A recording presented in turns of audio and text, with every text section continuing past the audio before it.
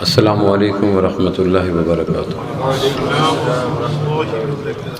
دینی مجلس میں اگر دینی طریقے سے بیٹھنے کا اہتمام ہو جائے تو ہدایت کے فیصلے جلدی ہو جاتے ہیں۔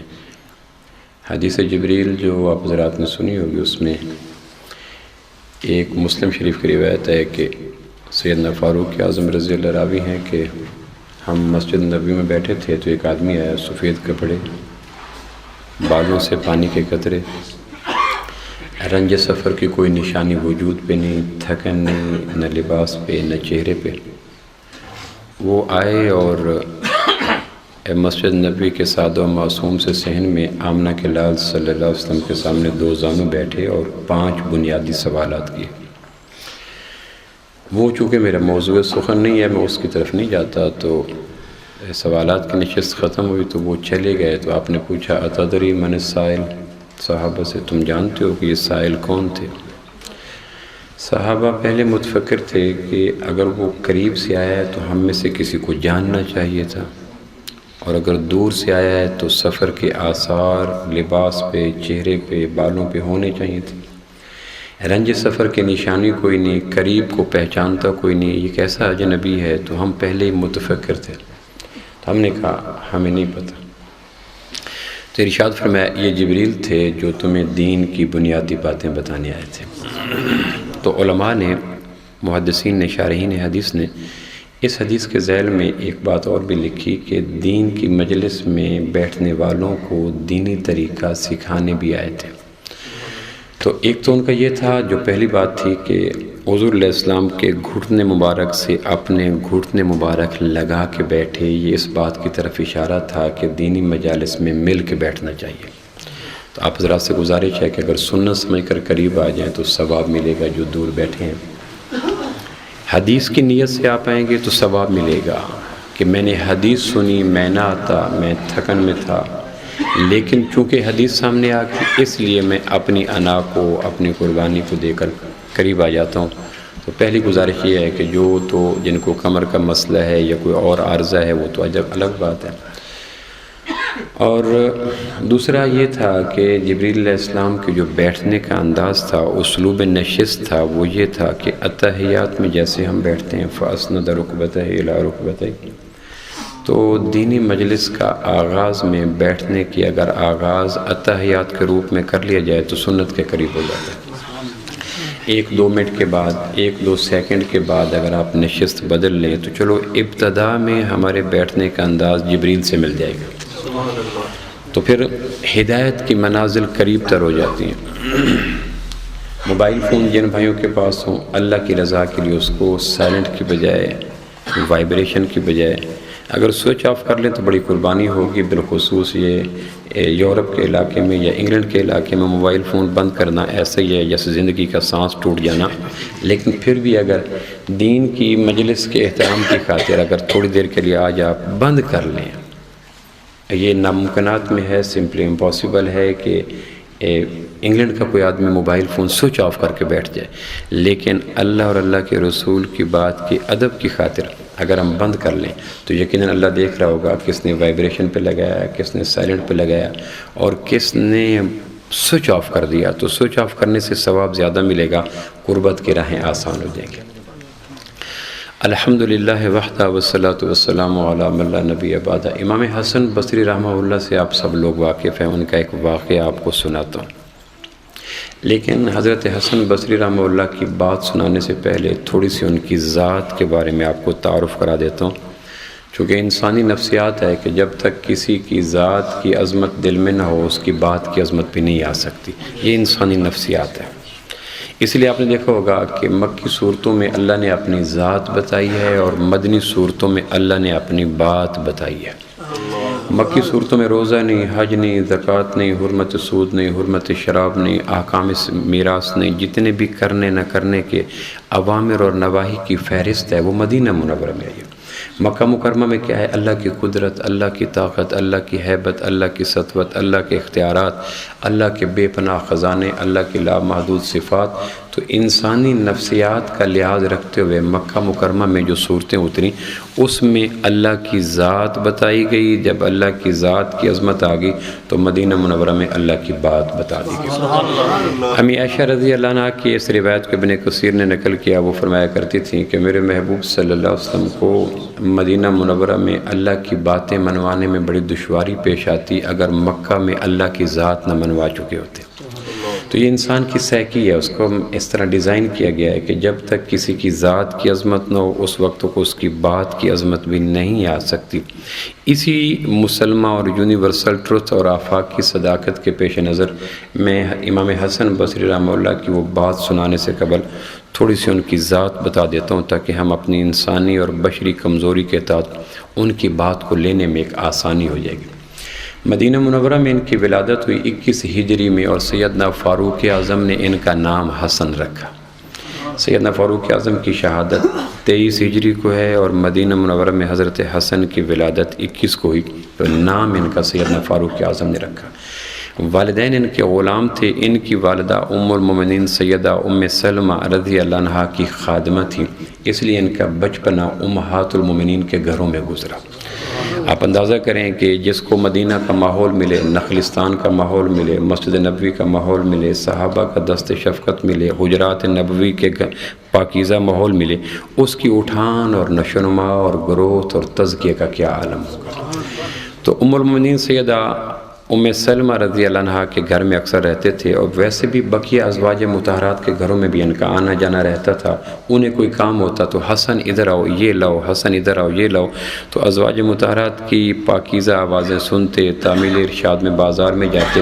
اکثر ان کے بچپنے کے معصوم لمحات ازواج مطہرات کے مقدس حجرات کے بیچ میں بسر ہوئے. پھر ایک اور سعادت جو سیرت نگاروں نے ان کے حوالے سے لکھی ہے وہ یہ ہے کہ ان کی والدہ چونکہ سیدہ ام سلمہ رضی اللہ عنہا کی خادمہ تھیں اور جیسے خادماؤں کو کام کرنے کے لیے گھر باہر جانا پڑتا ہے تو وہ اتفاقاً باہر گئیں تو یہ گھر میں چھوڑ گئیں. بچے تھے، نومولود تھے تو انہوں نے رونا شروع کر دیا. تو سیدہ ام سلمہ رضی اللہ عنہا نے انتظار کیا کہ ان کی ماں اب آئے اب آئے اب آئے. جب وہ نہ آئے تو حسن کے مقدر جاگے، ہماری ماں نے ان کو دودھ پلا دیا. یعنی اتفاق بھی حسن اتفاق میں بدل گیا کہ رگوں کے اندر ام المومنین کا پاکیزہ خون چلا گیا. دست شفقت صحابہ کا خون، ام المومنین کا ماحول، مدینہ کا، بیچ میں حسن بصری کے قد و قامت کا اندازہ پھر آپ خود کر سکتے ہیں کہ کس کیلیپر کے، کس سٹیٹس کے آدمی ہوں گے کہ انہوں نے یہ اور پھر بے شمار صحابہ کی زیارت کی، سیدنا عثمان کی، سیدنا علی کی، حضرت انس کی اور بے شمار صحابہ کی زیارت کی. امام باقر رحمہ اللہ فرمایا کرتے تھے حسن بصری کی باتوں سے نبیوں کی خوشبو آیا کرتی. امام مالک فرمایا کرتے تھے حسن بصری کے ہوتے ہوئے مجھے فتویٰ دیتے ہوئے شرم آیا کرتی ہے، تمہارے اندر حسن موجود ہے. امام شعبی ان سے بڑے تابعین میں سے ہیں، انہوں نے 70 صحابہ کی زیارت کی. ان کے بیٹے کہتے ہیں کہ جب سیدنا حسن ان کو ملنے کے لیے آتے حسن بصری تو وہ کھڑے ہو جاتے. تو جب وہ جاتے تو میں پوچھتا ابا جی آپ زیادہ اہمیت دیتے ہیں حالانکہ آپ نے صحابہ کی زیارت زیادہ صحابہ کی زیارت کی. تو فرمایا کرتے تھے بیٹا میں نے جتنے صحابہ کو دیکھا ان کی سیرت سے ملتا جلتا حسن کے علاوہ مجھے کوئی نظر نہیں آتا. صحابہ کی خوشبو علمی، عملی، معنوی، فکری، تہذیبی، خلوت، جلوت ساری خوشبوؤں کا گلدستہ حسن بصری کے روپ میں نظر آ جایا کرتا تھا. ابن سیرین ان کے ہم عصر ہیں اور وہ خواب کی تعبیر کے ماہر ہیں. ایک دفعہ ان سے کسی آدمی نے کہا کہ میں نے ایک خواب دیکھا کہ ایک آسمان سے خوبصورت پنچھی اترا اور مسجد نبوی سے سب سے خوبصورت کنکری اٹھا کے چلا گیا. تو فرمان لگے یہ اس بات کا اشارہ ہے کہ حسن بصری فوت ہو جائیں گے، کیونکہ اس وقت خوبصورت کنکری جو مدینہ منورہ میں اعمال کے اعتبار سے موجود ہے وہ حسن بصری رحمہ اللہ کی. ایک آدمی ان کے پاس آیا کہ مجھے خواب آیا لیکن بتاتے ہوئے شرم آتی ہے. تو حسن بصری نے کہا پھر بتاؤ گے تو میں تعبیر بتا سکوں گا۔ تو انہوں نے کہا خواب یہ آیا، میں مادرزاد ننگا ہوں، میرے وجود پہ کوئی کپڑا نہیں ہے اور میرے پاؤں کے نیچے گندگی اتنی بدبودار ہے کہ اس کے اوپر کھڑا نہیں ہوا جا رہا، اور میرے ہاتھ میں ڈھول ہے آلہ موسیقی اور میں اس کو پیٹ رہا ہوں، اور خلق خدا میرے نغمے کو سن کر دیوانہ وار بھاگتی چلی آ رہی ہے۔ مجھے شرم آ رہا تھا لیکن بتائے بغیر چارہ کوئی نہیں۔ تو ابن سیرین نے اس کی طرف دیکھ کے کہا تو حسن بصری ہے؟ تو حسن بصری ہے؟ کہنے لگے نہیں۔ کہنے لگے اگر تو حسن بصری نہیں ہے تو یہ خواب اس دور میں حسن بصری کے علاوہ کسی کو نہیں آ سکتا رحمت اللہ علیہ۔ انہوں نے کہا جی مجھے آیا۔ کہنے لگے پھر امت کو ایک اور حسن بصری مبارک ہو، اگر تمہیں خواب آیا تو پھر حسن بصری تو ہے۔ تو اس نے کہا جی امر واقعی یہ ہے کہ خواب تو انہی کو آیا تھا اور انہوں نے مجھے بھیجا تھا کہ تم پوچھ کے آؤ، مجھے شرم آتی ہے۔ تو ابن سیرین رحمہ اللہ کہتے ہیں خوابوں کے جہان اور ہوتا ہے، اس لیے خواب کو حقیقت کے جہان سے مماثلت نہیں ہوتی، کبھی کبھی برعکس تعبیریں نکل آیا کرتی ہیں۔ تو فرمانے لگے اس لیے میں خوش ہوا کہ جس درجے کا خواب اشارہ کر رہا ہے، یہ خواب اس دور میں اگر زیبا ہے تو حسن بصری کے جسم پہ ہے، کسی اور پہ آ نہیں سکتا۔ انہوں نے کہا جی انہی کو خواب آیا تھا، تعبیر ارشاد فرمائیں گے؟ کہنے لگے ہاں، کہ تعبیر یہ ہے کہ وہ گندگی کا ڈھیر دنیا ہے جو حسن بصری کے پاؤں کے نیچے ہے، اوپر نہیں آئی، اور وہ جو جسم برہنہ ہے اور ننگا ہے اس بات کی نشانی ہے کہ دنیا کی محبت کا ایک ذرہ بھی اس پاکیزہ وجود پہ آ نہیں سکتا، اور وہ جو ڈھول ہے وہ اعلاء کلمت اللہ، اشاعت اسلام کا ایک استعارہ ہے کہ حسن بصری دین کی طرف لوگوں کو بلا رہے ہیں، اور خلق خدا جو دیوانہ وار امڈی چلی آ رہی ہے یہ اس بات کی طرف اشارہ ہے کہ حسن بصری کو مرجعیت حاصل ہے، لوگ ان کی بات سننے کے لیے آئیں گے اور ان کے ارشادات اور ان کے فوائد تا قیام قیامت چلتے رہیں گے۔ 21 ہجری میں پیدا ہونے والے معصوم بچے کو کیا پتہ تھا کہ 1500 سال کے بعد برمنگھم کی مسجد میں بھی ان کے تذکروں سے لوگ اپنے کوئلوں کو انگارے بنا رہے ہوں گے اور ایمان کا اہتمام کر رہے ہوں گے۔ یہ وہ مرجعیت ہے اور محبوبیت ہے جو حسن بصری رحمہ اللہ کو حاصل ہوئی۔ خیر یہ ایک میں نے ضمنی بات آ گئی، لیکن اس کو ضروری اس لیے تھا کہ جب تک کسی کی ذات کی عظمت نہ اس وقت اس کی بات کی عظمت دل قبول نہیں کرتا۔ دل کو اللہ نے ایسا بنایا ہے کہ وہ پہلے ذات سے متاثر ہوتا ہے پھر وہ بات سے متاثر ہوتا ہے۔ میں نے ذات کا تعارف اس لیے کرایا تاکہ وہ جو میں بات کہنے لگا ہوں اس کو پھر مجھے اور آپ کو قبول کرنے میں آسانی ہو جائے۔ تو بات یہ تھی کہ حسن بصری رحمہ اللہ کے پاس ایک آدمی آیا، اس نے کہا جی کہ میں ایک علاقے سے آیا ہوں اور باران رحمت بند ہو چکی ہے، بارش نہیں برس رہی اور ہمارے پاس آبپاشی کا اور نظام کوئی نہیں، زمین خشک ہوگی، زمین کی رگیں، زمین کا سینہ، زمین کے لب اجڑ گئے، ہریالی ختم ہوگی، قحط ہمارے آنگن میں اگنا شروع ہو گیا، فاقہ مست ہم ہو گئے، مہربانی فرمائیں کوئی طریقہ ہے، کوئی وظیفہ بتائیں ہماری بستیوں پہ روٹھے ہوئے بادل دوبارہ برس جائیں۔ تو حسن بصری فرمانے کے طریقہ ایک یہ ہے کہ بستی کے لوگوں کو جا کے کہو استغفار کرو، پروردگار اس کی برکت سے آسمان کے بادلوں کا سینہ کھول دے گا۔ پھر ایک آدمی آیا، اس نے کہا جی ہمارے علاقے میں کچھ عرصے سے اولاد نرینہ پیدا ہونا بند ہو چکی ہے، فیمیل بچیاں پیدا ہو رہی ہیں، بیٹے پیدا نہیں ہو رہے، اور وہ کائنات کا توازن اور زندگی کا رواں دواں ہونا وہ تو ان مردوں کے ساتھ ہے۔ زندگی کے تقاضوں کا جواب جو جلوت کی زندگی میں ہے وہ تو مرد ہی دے سکتے ہیں، خاتون تو ایک خلوت میں رہتی ہے۔ تو ہمارے ہاں بچے پیدا نہیں ہو رہے، تو کوئی طریقہ ہے کہ ہمارے ہاں بیبی مرد پیدا ہوں، بچے پیدا ہوں۔ تو حسن بصری فرمانے لگے اپنے علاقے کے ان جوڑوں کو کہو استغفار کی کثرت کرو، اللہ تمہیں مذکر بچی عطا کرے۔ پھر ایک آدمی آیا، اس نے کہا جی ہمارا جمع پونجی میں برکت کوئی نہیں، پیسے آتے ہیں خرچ ہو جاتے ہیں، کہاں سے آتے ہیں کہاں خرچ ہو جاتے ہیں، بے برکت قسم کے ہیں ہم لوگ ہیں۔ تو کوئی ایسا طریقہ ہے کہ ہمارے پیسوں میں، سرمایہ میں، جمع پونجی میں، بجٹ میں برکت آ جائے؟ تو فرمانے لگے علاقے کے لوگوں کو کہو استغفار کرو، اللہ ان کے مالوں میں برکت بھر دے گا۔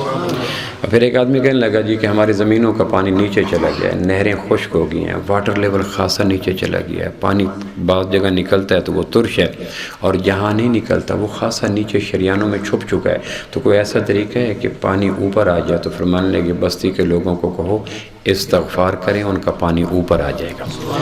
تو بیٹھنے والے ایک شاگرد نے کہا سوالات کا تنوع الگ الگ تھا، سوالات کی اٹھان الگ الگ تھی، جواب ایک ہی آپ ارشاد فرماتے چلے جا رہے تھے، بارش استغفار، اور اولاد کا ملنا استغفار، پانیوں کو اوپر آنا استغفار، اور جمع پونجی میں برکت کا ہونا استغفار، اور شاخوں کا ہرا بھرا ہونا استغفار۔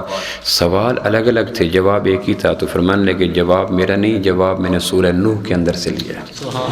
اسی قسم کی ملتی جلتی کیفیت اللہ کے پیغمبر اور رسول نوح علیہ السلام کے زمانے میں آئی ہے، اور لوگوں نے آ کے کہا ہے ہماری فصلیں برباد ہو گئی ہیں، ہمارے جمع پونجی برباد ہو گیا، تو ہم کیا کریں؟ تو نوح علیہ السلام نے آسمان کی وحی کی روشنی میں ان کو جواب دیا۔ نبی کا جواب تجرباتی نہیں ہوتا، مشاہداتی نہیں ہوتا، ظنی نہیں ہوتا، گمانی نہیں ہوتا، اور ان کا ذاتی عقلی اور خانہ ساز نہیں ہوتا۔ نبی جب بھی جواب دیتے آسمان کے چشمے صافی سے جواب دیا کرتے ہیں۔ نبی کا جواب رطب و یابس سے پاک ہوتا ہے، کمی کجی سے پاک ہوتا ہے، ترمیم تنسیخ سے پاک ہوتا ہے، اٹل ہوتا ہے، غیر متبدل ہوتا ہے، اور انشیکی ہوتا ہے۔ تو میں نے نبی کا جواب سنا جو ان کے پاس قوم اسی سے ملتے جلتے مسائل لائی ہے، تو نوح علیہ السلام نے کہا فقلت استغفروا ربکم انہ کان غفارا یرسل السماء علیکم مدرارا ویمددکم باموال وبنین ویجعل لکم جنات ویجعل لکم انہارا ما لکم لا ترجون للہ وقارا۔ لوگوں میں تمہیں نبی آسمان کے خفیہ رازوں سے آگاہ کرتا ہوں، وہ یہ ہے کہ اگر تم استغفار کو لازم پکڑو تو اللہ تمہیں بچے بھی دے گا، بارشیں بھی دے گا، پانی بھی اوپر لائے گا، تمہاری زراعت کو بھی ہرا بھرا کر دے گا۔ تو یہ جواب قوم نوح کا قرآن مجید میں درج ہے، اور اللہ نے یہ بتلایا کہ جب ایسے کرائسس میں لوگ پھر چلے جائیں تو ان کو کہنا پھر جغرافیائی باتوں پہ اور سائنسی باتوں پہ اور مونسون کی ہواؤں پہ اور ان چیزوں پہ مت چل جانا، پھر تمہیں تمہارا رب نوح علیہ السلام کی زبان سے پاکیزہ جواب عطا کر کے چلا گیا۔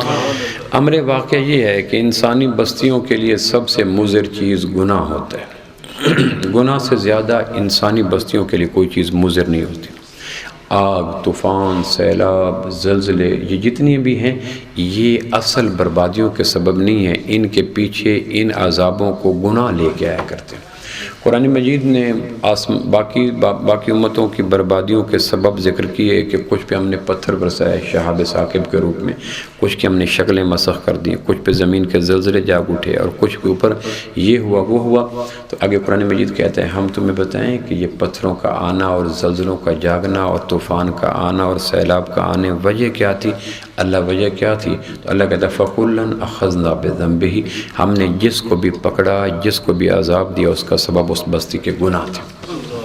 وما اصابکم من مصیبہ، یہ تو ایک اصول ہے، بیسک پرنسپل ہے کہ تمہیں جو بھی مصیبت پہنچتی ہے، وہ اولاد کے روپ میں ہو، وہ بیوی کے روپ میں ہو، معاش کے روپ میں ہو، بیماری کے روپ میں ہو، قرآن مجید کہتا ہے باقی عوارض اور اسباب بعد میں تلاش کرنا، علت حقیقی اور سبب حقیقی یہ ہے کہ ہر پریشانی کا سبب تمہارے وجود سے نکلنے والے گناہ ہوتے ہیں۔ انسانی وجود نیکی اور گناہ کی فیکٹری ہے، ہر وقت آنکھ سے، کان سے، زبان سے، خیالات سے، سوچوں سے آدمی کی یا نیکی بن رہی ہوتی ہے یا گناہ بن رہے ہوتے ہیں۔ میرا دیکھنا، میرا بولنا، میرا سننا، میرا سوچنا، میرا پکڑنا، میرا آنا، میرا جانا، میری بیداری، میری نیند، میرا کھانا، میرا پینا، میرے معقولات، میرے مشروبات، میرے ملبوسات، میرے خیالات، میرے احساسات، میرے جذبات، میرے کیفیات، ہر آن ہر گھڑی یا میں گناہ پیدا کر رہا ہوتا ہوں یا نیکی کی کرنسی بن رہی ہوتی ہے۔ خوش نصیب وہ فرد ہے، وہ قوم ہے، وہ علاقہ ہے جس بستی کے رہنے والوں کے انسانوں کے وجود نیکی کی کرنسی کو پیدا کیا کرے، کیونکہ قرآن مجید کا وعدہ ہے اور اس وعدے کے اوپر کوئی ترمیم نہیں ہے کہ وَلَوْ أَنَّ أَهْلَ الْقُرَىٰ آمَنُوا وَاتَّقَوْا لَفَتَحْنَا عَلَيْهِمْ بَرَكَاتٍ مِّنَ السَّمَاءِ وَالْأَرْضِ، اگر بستیوں والے نیکی کی کرنسی پیدا کرنا شروع کر دیتے تو ہم لَفَتَحْنَا، ہم ان کے اوپر زمین آسمان کی برکتوں کے سارے دروازے کھول دیتے۔ تو سب سے بڑا رفاع عامہ یہ ہے کہ بستی کے رہنے والے لوگوں سے گناہوں کو ختم کرنے کی مشق کی جائے۔ تو سوال یہ ہے کہ انسانوں کی موت گناہ اور گناہ کے دھبے کو، سپاٹ کو، کلاٹ کو اور داغ کو دھونے کا کوئی لیکوڈ ہے؟ کپڑے میلے ہو جاتے ہیں، جوتے میلے ہو جاتے ہیں، گاڑیاں میلی ہو جاتی ہیں، تو ان کو واش کرنے کا، صاف کرنے کا طریقہ ہمارے پاس موجود ہے۔ داغ گہرے ہوتے ہیں، پرانے ہوتے ہیں، شدید ہوتے ہیں، ان کے دور کرنے کے ہمارے پاس کیمیکل اور ٹونک موجود ہیں۔ تو کیا روح کے اوپر لگنے والے گناہ جو وایا آنکھ لگیں، وایا کان لگیں، وایا زبان لگیں، وایا خیالات لگیں، وایا نفس لگیں، ان گناہوں کو دھونے کا کوئی ٹونک کوئی ہمارے پاس کچھ ہے؟ تو قربان جائیں آمنہ کے لال صلی اللہ تعالی علیہ وسلم پر، جس نے انسانوں کو پریشانیوں کا سبب حقیقی بھی بتایا اور اس پریشانی کو دور کرنے کا ایک نسخہ کیمیا بھی عطا کیا۔ تو جو کہ سیرت النبی کی نشست ہے، اس لیے میں اس سیرت النبی کی نشست میں اس پہلو کو سامنے رکھنا چاہ رہا تھا کہ اللہ کو شکر ہے پریشان میں بھی ہوں اور الحمدللہ پریشان آپ بھی ہیں، اس میں کوئی دوسری رائے نہیں ہے۔ اتنے دنوں کے رہنے کے بعد جتنی معصیتیں اس بستی کے اندر ہیں، شاید کائنات میں کہیں ہوں، اس لیے معصیت بھری بستیوں میں رہنے والے لوگ، وہ کاروں میں ہوں، کوٹھیوں میں، ہٹو بچوں کے آوازیں میں ہوں، کارپیٹ میں ہوں، قالینوں میں ہوں، اے سی میں ہوں، یہ چیزیں ظاہر بین نگاہوں کو دھوکہ دے سکتی ہیں۔ یہ نہیں ہو سکتا کہ معصیت کی بستیوں میں رہنے والے لوگ کبھی بھی اصل سکون سے آشنا ہو سکیں، ایسا نہیں ہو سکتا۔ یہ ساری ٹیپ ٹاپ ہے، اوپر دھوکہ دینے کی باتیں ہیں، چمک دمک ہے۔ امر واقعی یہ ہے کہ نافرمانی کے ماحول میں سچا سکون یہ ایسے ہی ہے جیسے دہکتے انگارے سے آدمی شبنم کشید کرنے کی کوشش کرے، یا تمباکو کے پتوں سے گلاب کا عرق مانگے، یا کوے کے انڈے سے ہنس کے بچے تلاش کرے، یا بھوسے کے ڈھیر سے آدمی سوئی تلاش کرے، یا آدمی میں سے تربوز کا رس کشید کرنے کی کوشش کرے، یا بھیڑ کے چھتوں سے شہد کا رس نکالنے کی کوشش کرے۔ جس طرح وہ ناممکنات میں سے ہے، اسی طرح معصیت کے ماحول میں قلبی سکون ناممکن ہے، اور اس بات پہ ایک خراب مرتبہ خالق کائنات کے ذاتی نام اللہ کی قسم بھی اٹھائی جا سکتی ہے۔ اس لیے یہ سارے ظاہر بھی لوگوں کو دھوکہ دینے کی کاوشیں ہوتی ہیں کہ ہمارے پاس یہ ہے، ہمارے پاس یہ ہے، ہمارے پاس یہ ہے۔ واقفان حال جانتے ہیں کہ سب کچھ کے باوجود بھی دل کی دنیا میں سچے قرار کا ایک قطرہ بھی موجود نہیں ہے۔ اگر سچے قرار کو دیکھنا ہو تو مدینہ منورہ کی عہد نبوت میں پاکیزہ بستی کو دیکھ لیا جائے۔ وہ ایک زمانہ تھا جب سچا قرار آسمانوں سے ایسے برستا تھا کہ مت پوچھیں، بھیگ بھیگ لوگ جایا کرتے تھے، چونکہ اللہ کے محبوب نے وجود کے اندر چھپی روح کو گناہوں سے داغ کے دھونے سے بچانے کا طریقہ استعمال کیا، اور پہلی صدی کی خوش نصیبی یہ تھی کہ انہوں نے اللہ کے محبوب پر کمال درجے کا اعتماد کر کے اس نسخے کو استعمال کیا۔ روح پاک ہو گئی، جنت کی کھڑکیاں کھلی، رانائیاں مستعار ملی، اور بستیاں غربت کے باوجود دل کے حوالے سے شہنشاہ بن چکی تھیں۔ سبب یہ تھا کہ انہوں نے نسخہ استعمال کر لیا تھا۔ تو میں آپ کے سامنے وہ نسخہ رکھ دیتا ہوں۔ سورہ تحریم میں اللہ نے اس کا حل بتلایا ہے کہ جو روح کے اوپر کلاٹس لگتے ہیں، سپورٹس آتے ہیں، داغ لگتے ہیں، اس کا حل بتائیں کہ یا اللہ بتائیں، تو اللہ کہتا ہے یا ایھا الذین آمنوا توبوا الی اللہ، توبوا، اے ایمان والو توبہ کرو۔ اچھا یا اللہ توبہ کون سی؟ تو آگے اللہ ایڈیشن کرتا ہے توبۃ نصوحا، ہر عام خاص توبہ اس داغ، تمہارے گناہوں کے داغ کو نہیں دھو سکے گی۔ روح پہ لگے داغوں کو دھونے کے لیے خاص قسم کا ٹریڈ ہے، اور اس کا نام ہے توبۃ النصوح۔ اصل الناس خالص شہد کو کہتے ہیں، نصاحت الصوب کہتے ہیں پھٹے ہوئے کپڑے کو اس طرح رفو کر دینا کہ پھر اس کی پھٹن کی علامت باقی نہ رہے، اس طرح اس کو سی دینا کہ اسی کپڑے کا دھاگا لو، اس کو سٹچ کر دو، اور پھر کسی کو دیکھو یہاں پھٹن کے آثار باقی ہیں، تو وہ دیکھنے کے بعد کہے مجھے نظر نہیں آ رہے۔ تو توبہ کی سوئی سے روح کی پھٹی پوشاک کو اس طرح سی دینا کہ پھر وہ گناہ کا دھبا بھی نظر نہ آئے، اس کو توبۃ النصوح کہتے ہیں، سچی توبہ۔ تو اس دور اور توبہ اسلام میں وہ عبادت ہے جو کبیرہ گناہوں کو نیکی بنا دیتی ہے۔ اسلام کے اعمال میں میرے محدود ترین مطالعہ کے حوالے سے اتنا خوبصورت عمل کوئی نہیں جتنا سچی توبہ کا عمل ہے۔ ہر عمل نیکی کو مضبوط بناتا ہے، لیکن کبیرہ گناہوں کو یبدل اللہ سیئات حسنات، یہ کوئی ضعیف روایت نہیں ہے، حدیث پاک قرآن مجید کی نص ہے کہ تم توبہ کرو، ہم تمہارے بڑے گناہوں کو مقبول نیکیوں میں تبدیل کرتے ہیں۔ ہم بیٹھے تھے مکہ مدینہ منورہ میں، تو ہمارے پاکستان میں ایک کامیڈین ہے، ٹی وی پہ آتا ہے، افتخار ٹھاکر کے نام پہ، میں وہ اور ایک دو اور دوست بیٹھے تھے۔ تو وہاں وہ مولانا طارق جمیل سے کہنے لگا کہ آپ اپنی نیکیوں پہ اترائیں مت، میں نے اگر توبہ کر لی تو میری نیکیاں آپ سے بڑھ جائیں گی۔ تو تو مولانا نے کہا آپ نے تکلف ہی کیا نیکیاں تو پہلے بھی آپ کی زیادہ ہی ہیں. تو اس نے کہا نہیں جی، قرآن نے ہم جیسے مایوس لوگوں کو ایک امید کی کرن دکھلائی ہے کہ اگر تم توبہ کر لو تو ہم تمہارے زندگی کے سارے کبیرہ گناہوں کو مقبول نیکیوں میں تبدیل کر دیں گے. دنیا کا کوئی انسان نہیں کہہ سکتا کہ میری یہ نیکی قبول ہو گئی. امید کے چراغ جلا رکھنا یہ سنت سے ثابت ہے، ورنہ قطعیت کے ساتھ، یقین کے ساتھ دنیا کا کوئی انسان کہے میری نیکی قبول ہوگی تو اس درجے کا دعویٰ آسمان کی بارگاہ کو پسند نہیں آیا کرتا. وہ کہتا ہے دعوے نہیں دعا، دعوے نہیں عاجزی، دعوے نہیں منت. دعوے کرنے کا رواج اس دور میں آتا ہے جب عمل کی کھیتی ویران ہو جائے تو پھر غلام ہیں رسول کے غلام ہیں اور ہم سے بڑا مواحد کوئی نہیں اور ہم سے بڑا عاشق کوئی نہیں.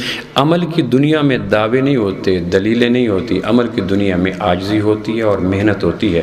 جب عملی اعتبار سے امت محروم ہو جائے، بانجھ ہو جائے تو پھر اس کو کمپنسیٹ کرنے کے لیے دعوے کی بجائے دعوے کرنے شروع کر دیتے ہیں.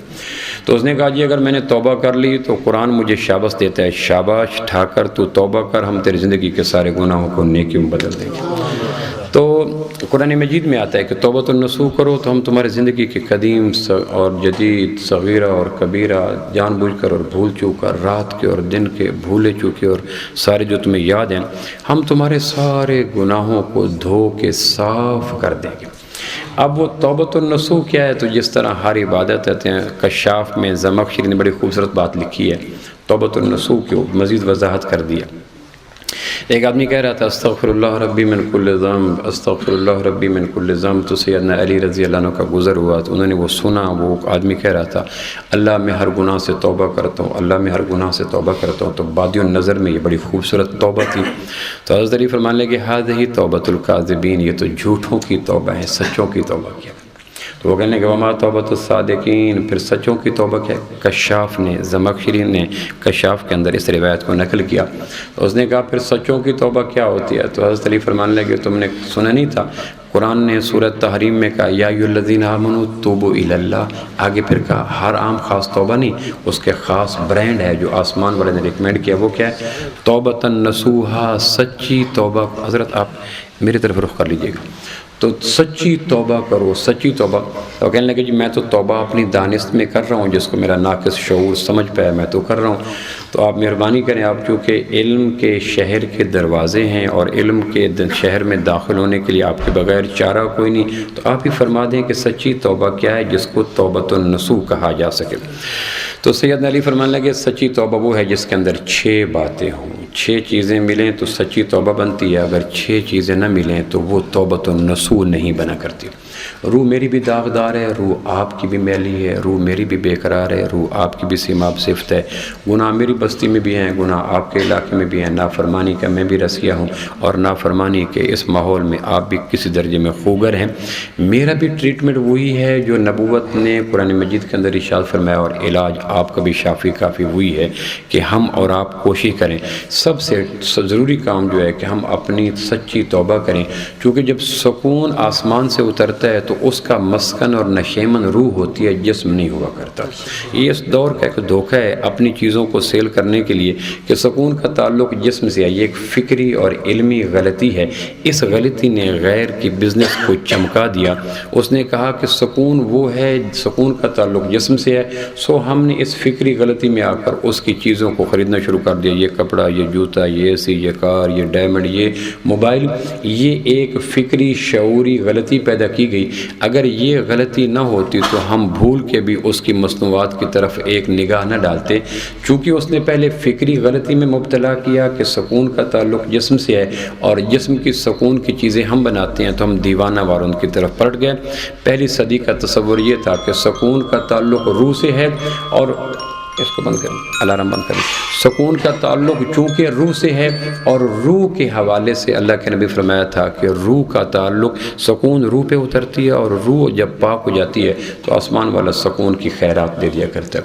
تو روح کو پاک کرنے کے لیے غریب کو امیر ہونا، یا بوڑھے کو جوان ہونا، یا شہری کو دیہاتی ہونا، یا انگوٹھے چھاپ کو پوسٹ ڈاکٹریٹ ہونا، یا جاہل مطلق کو شیخ الحدیث ہونا ضروری کوئی نہیں. اسلام ایک ایسا خوبصورت ضابطہ حیات ہے، وہ بنی نوع انسان کا دین ہے. طبقات کا دین نہیں ہے، وہ علاقوں کا دین نہیں ہے، چونکہ وہ رب العالمین ہے، لہٰذا اس کا نسخہ بھی قیامت تک آنے والے انسانوں کے لیے ہے۔ تو توبۃ النصوح میں بھی کروں، آپ بھی کریں، اور اس کو پروموٹ کریں گرد و پیش میں، کیونکہ جو بھی اس وقت لوگ بے قرار ہیں تو بے قراری کا جو سبب بتاتے ہیں، امر واقع یہ ہے کہ وہ سبب نہیں ہے، وہ ایک نظر کی غلطی ہے، آنکھوں کا سراب ہے۔ بے قراری کا سبب اصل یہ ہے کہ ہم اپنی روح کو توبۃ النصوح کے پانی سے دھونے کے عادی نہیں رہتے۔ تو 6 چیزیں ہیں جو مل جائیں تو ایک توبۃ النصوح بن جاتی ہے۔ تو اس نے بدو نے پوچھا کشاف کے بقول، زمخشری کے بقول، وہ 6 چیزیں کیا ہیں تاکہ میں اس کو اکٹھا کروں اور اپنا لیکوڈ بناؤں اور روح کے دھونے کا اہتمام کروں، طہارت قلبی کا اہتمام کروں۔ تو حضرت علی فرمانے لگے سچی توبہ کے لیے جو اجزائے ترکیبی ہیں، سب سے پہلا جز یہ ہے کہ تم توبہ کرتے ہوئے دل کے اندر ندامت رکھا کرو۔ زبانی توبہ توبہ کرنا یہ تو خود توبہ کے قابل ہے۔ رابعہ بصری فرمایا کرتی تھی ہماری تو توبہ بھی توبہ کے قابل ہے۔ ایک آدمی کے کپڑے میلے ہیں، وہ کہتا ہے کپڑے دھو دو دھو دو دھو دو، تو اس طرح تو نہیں دھلیں گے جب تک کہ H2O والا پانی صابن کے ساتھ مل کر واشنگ مشین میں جا کے نہیں دھوئے گا۔ بے شک متقی بھی کہتا رہے دھو دو دھو دو دھو دو، وہ دھبا نہیں دھلے گا، اس کے لیے پانی میں ڈالنا پڑے گا۔ روح کے داغ کو دھونے کے لیے میری توبہ توبہ توبہ توبہ یہ کافی نہیں، ندامت کا پانی شامل کرنا ضروری ہوتا ہے۔ ندامت شامل ہو جائے تو پھر آدمی کے اندر گناہ دل کی واشنگ مشین میں پھر وہ روح کی پوشاک دھلنا شروع ہو جاتی ہے۔ اور اگر ندامت کا پانی شامل نہ ہو تو پھر میری توبہ آپ کی توبہ یہ توبہ بھی توبہ کے قابل ہے، اور یہ روح کے اوپر ایک اور انمٹ داغ چھوڑ جایا کرتی ہے۔ تو ندامت کیا ہے؟ تو ندامت ایک رویے کا نام ہے، ایک حقوق کا نام ہے، ایک کیفیت کا نام ہے۔ کس طرح؟ اس کی میں مثال عرض کر دیتا ہوں کہ شوہر جانے لگا باہر تو بیوی نے کہا گھر میں چوہے بہت زیادہ آ گئے ہیں، کوئی چوہے مارنے والی گولیاں لے کے آ جانا، تو وہ اس نے کہا ٹھیک ہے۔ جب دور سے گیا تو اس نے کہا بات سنیے گا، بچے کے پیٹ میں درد ہے تو اس کے لیے کوئی پھکی لیتے آئیے گا، تو وہ بھی لے کے آ گیا۔ اس نے آگے بیوی کو کہا یہ بیٹے کے لیے درد کی پھکی اور یہ چوہوں کے لیے مارنے والی گولیاں۔ نصیب دشمنہ کے کم نصیبی سے معاملہ الٹ ہو گیا، بیوی نے ادھر کا معاملہ ادھر کر دیا، ادھر کا ادھر کر دیا، بچے کی حالت غیر ہوگی۔ باپ آیا تو اس نے کہا یہ بچہ تو لوٹ پٹ ہو رہا ہے، بلیڈنگ ہو رہی ہے، یہ کیا ہوا؟ کہنے لگے آپ نے دوائی دی تھی، میں نے کھلائی، کا کون سی؟ تو اس نے دیکھا تو اس نے ٹھنڈی سانس بھر کے کہا اوہ تو نے مروا دیا، میں نے تو تمہیں کہا تھا یہ چوہے مار گولیاں، تو نے یہ۔ تو یہ جو اس کو دیکھتے ہی ہوک اٹھی، اس ہوک کا نام ندامت ہے۔ سبحان اللہ۔ آدمی رات کو سوتا ہے، کمبل اوپر لیتا ہے، اللہ کے احسانات یاد کرتا ہے، اپنی نافرمانیاں یاد کرتا ہے، اللہ کی وفائیں یاد کرتا ہے، اپنی جفائیں یاد کرتا ہے، اللہ کی مہربانیاں یاد کرتا ہے، اپنی نافرمانیاں یاد کرتا ہے، تو پھر دل کی دنیا سے ایک ہوک اٹھتی، اوہ ہو اللہ یہ بڑی زیادتی ہوئی۔ یہ وہ ہوک ہے کہ موتی سمجھ کے شان کریمی نے چن لیے قطرے جو تھے میرے ارکین افعال کے۔ اقبال کہتے ہیں ندامت کے قطرے جو بہے، اللہ نے کہا سنبھالو سنبھالو، یہ تو ڈیکوریشن پیس ہے، اس کو تو عرش پہ سجا کے رکھنا چاہیے۔ تو الندم توبہ، توبہ کی تو جان ہی ندامت ہے، اور ندامت آدمی تنہائی کے اندر اللہ کی وفائیں، اپنی جوائیں، اللہ کے احسانات، اپنی نافرمانی، اس کا تھوڑی دیر کے لیے مراقبہ کرے تو طبیعت کے اندر ایک پریشر بنتا ہے، ایک تھکن آتی ہے، ایک اداسی آتی ہے، اور پھر بے ساختہ آنکھیں نم ہو جاتی ہیں، لہجہ ٹھنڈا ہو جاتا ہے، چہرہ اتر جاتا ہے۔ تو یہ علامات ہیں کہ اس آدمی کے اندر دل کی مشین میں ندامت کا پانی جانا شروع ہو گیا۔ دوسری چیز جو آدمی سچی توبہ کے لیے ضروری ہے کہ جب ندامت کا پانی آ گیا اور پھر ندامت پہلا ایک جز تیار ہو گیا، تو سچی توبہ کی دوسری شرط یہ ہے کہ پھر فرائض کو ادا بھی کیا جائے۔ شریعت نے ہر آدمی کی حیثیت کے مطابق اس پہ فرائض دیے، بعضوں پہ روزہ رکھا ہے، نماز رکھی ہے، حج رکھی ہے، زکوٰۃ رکھی ہے۔ یہ جو فرائض ہیں، حضرت علی فرمانے لگے کہ محض زبانی توبہ توبہ کرنے سے کچھ نہیں ہوگا، جو شریعت کے فرائض تیری طرف متوجہ ہیں ان فرائض کو بھی ادا کرنے کا اہتمام کر، ورنہ پکی توبہ نہیں ہوگی۔ ایک بالغ آدمی پہ نماز فرض ہے، وہ نماز نہیں پڑھتا اور توبہ کرتا رہتا ہے، حج فرض ہے، حج نہیں کرتا اور توبہ کرتا رہتا ہے، زکوٰۃ فرض ہے، لوگوں کے چولہے ٹھنڈے کر دیے اور اپنے گھر کے مکان کی ٹائلیں لگا لی، توبہ کرتا رہتا ہے، تو اس سے کام تو نہیں ہوگا۔ اقامت دین فرض ہے کہ موسیقی پہ قرآن غالب کرنا، جمہوریت پہ خلافت غالب کرنا، باطل پہ سچ غالب کرنا، جھوٹ پہ سچ غالب کرنا، باطل پہ حق غالب کرنا، بے دینی پہ دین غالب کرنا اور بدعت پہ سنت غالب کرنا، یہ ہر مسلمان پہ فرض عین ہے۔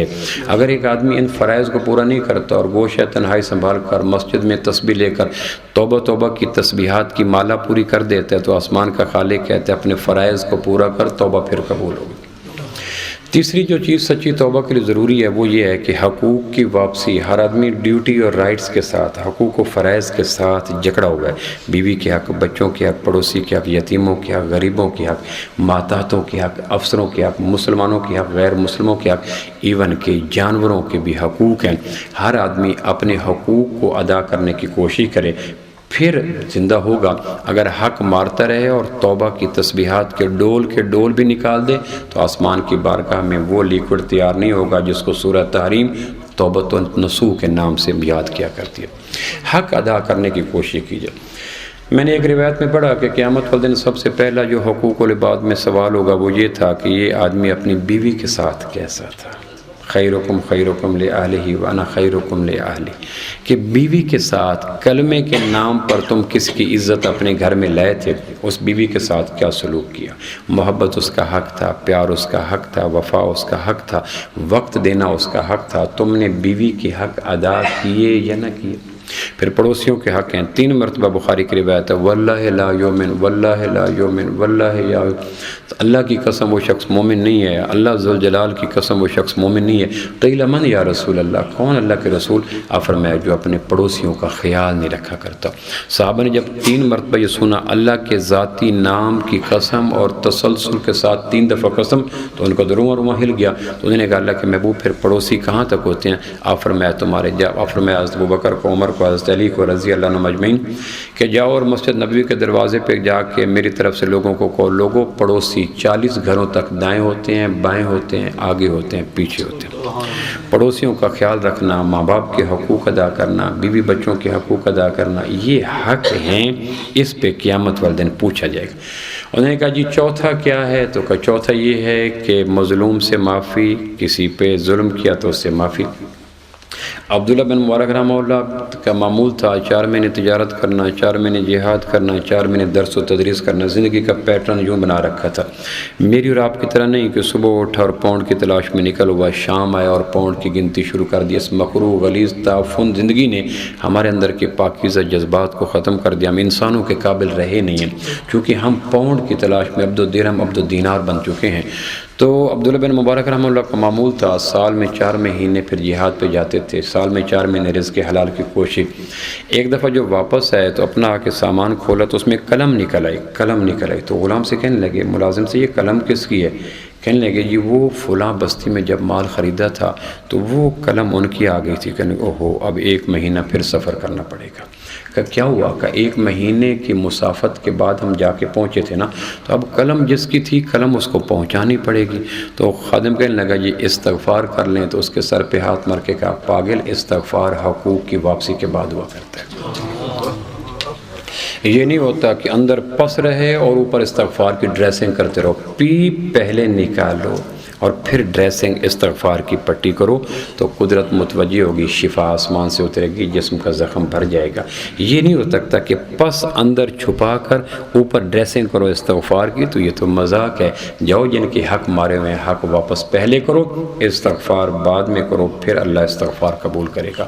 حق مار لیا، کسی کے پیسے دبا لیے، چیک ڈس آن کر لیا، گھر پہ قبضہ کر لیا، مال پہ قبضہ کر لیا، اس کو زمزم کے کنویں میں جا کے بھی غسل دے دو، غلاف کعبہ اس کا کفن دے دو، امام کعبہ اس کا جنازہ پڑھ دے، مسجد کے اندر بیٹھ کر اللہ کی ذات کی قسم اٹھا کے کہتا ہوں بخشش نہیں ہوگی جب تک حق واپس نہیں کرے۔ یہ ایک ناقص تصور دین ہے کہ عبادات کی کثرت سے ہم اللہ کو بہلانے کی کوشش کرتے ہیں۔ اللہ کے بندوں کے حق مارنے، ہماری دنیا میں یہ ہوتا ہے کہ ایک بندہ میرے بچے کو تھپڑ مارتا ہے اور دوپہر کو مجھے لنچ پہ بلا لیتا ہے تو میرے لیے تو اس کا کھانا زہر لگے گا۔ تم نے تھپڑ مار کر میرے بچے کا دانت توڑا اور مجھے راضی کرتے ہو لنچ کے ذریعے، مجھے تو اس کا ایک ایک لقمہ زہر لگے گا۔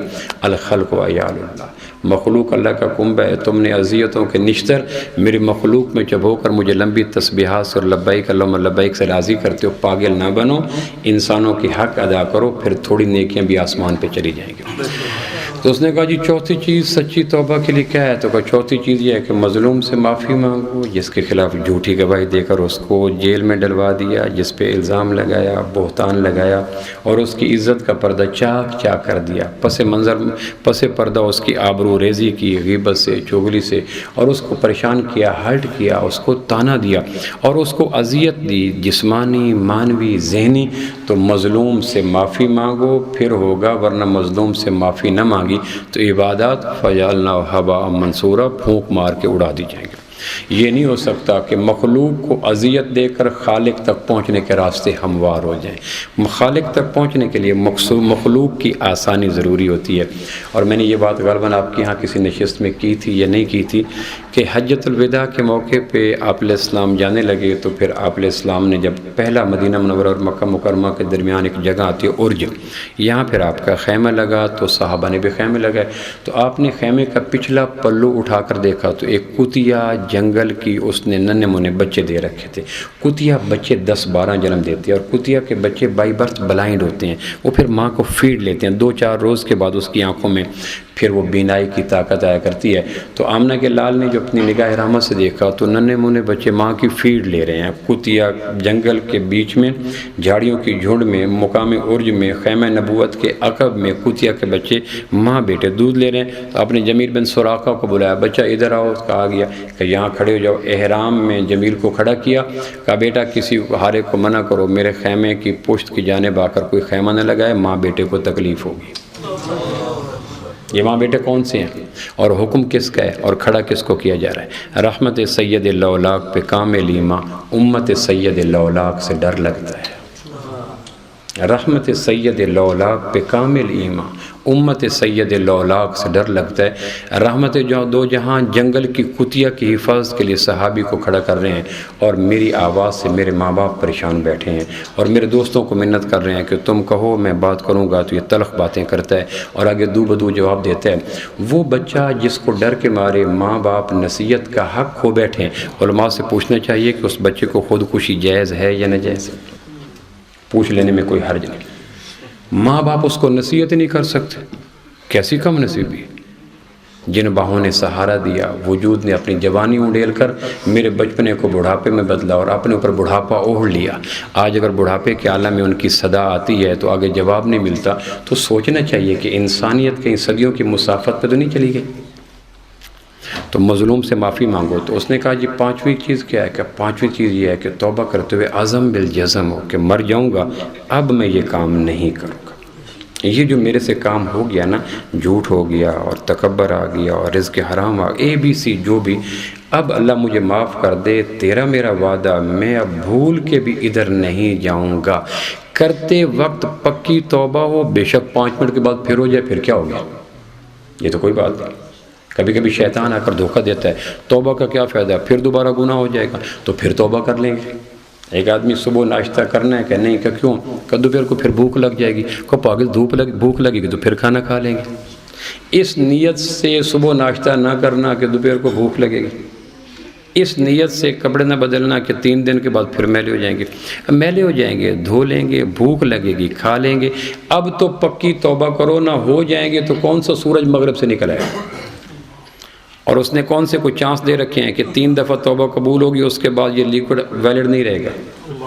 اس نے تو کہا یحب التوابین، بار بار توبہ کرنے والوں سے میری محبت زیادہ بڑھتی چلی جاتی ہے۔ تو بچا بچا کے نہ رکھ اسے، تیرا آئینہ ہے وہ آئینہ کہ شکستہ ہو تو عزیز تر ہے نگاہ آئینہ ساز۔ گھبراتے کیوں ہو؟ بار بار توبہ کرو تو پھر کیا ہوگا؟ بار بار توبہ کرنے سے اللہ کے محبوب ہوتے چلے جاؤ گے۔ ان اللہ یحب التوابین، اللہ کو پتہ ہے نا کس نے اب کرنا ہے۔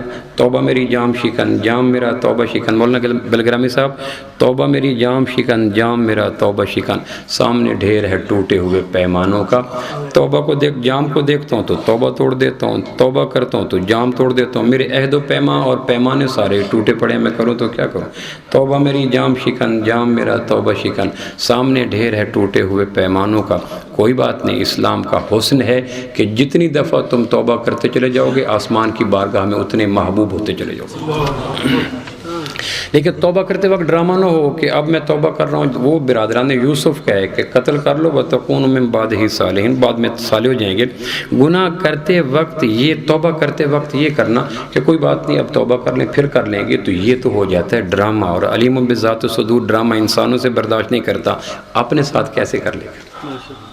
تو توبہ کرتے وقت یہ ہو کہ اللہ مر جاؤں گا, اب میرے اوپر قیامتیں بیت جائیں, بیوی بچے ہنسیں یا روئیں, ماں باپ راضی ہوں یا ناراض, دوست احباب ملیں یا جدا ہوں, ضرورتیں پوری ہوں یا ٹوٹیں, دل چاہے یا نہ چاہے, فقیر ہو جاؤں یا کھرپتی, جو قیامتیں گزر جائیں گی, اللہ میں اب اس گناہ کے قریب نہیں جاؤں گا. اس وقت تک تو عزم بالجزم ہو. 5 منٹ کے بعد چاروں شانے چیت ہو کے گر جائے تو کوئی بات نہیں, آسمان کی رحمت پھر سنبھال لے گی.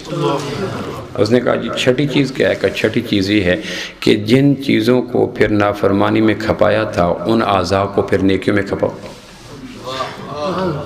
جن صلاحیتوں کو, جس جوانی کو, جس مال کو نافرمانی کو پروموٹ کرنے میں کھپایا تھا, اب اس کا تقاضا یہ ہے کہ انہی صلاحیتوں کو پھر نیکیوں میں کھپاؤ, نیکیوں میں کھپاؤ.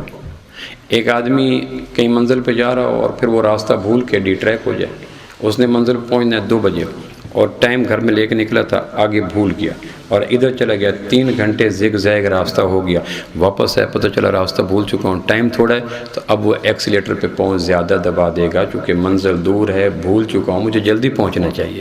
اگر نافرمانی سے منزل دور ہو گئی ہے تو پھر نیکیوں کی ایکسیلیٹر پہ پاؤں دبا دینا چاہیے, وقت کم رہ گیا, وقت کم رہ گیا.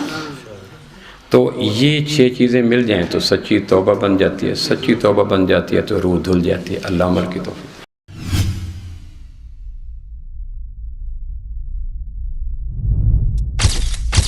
Message TV. This is your channel. This is your channel.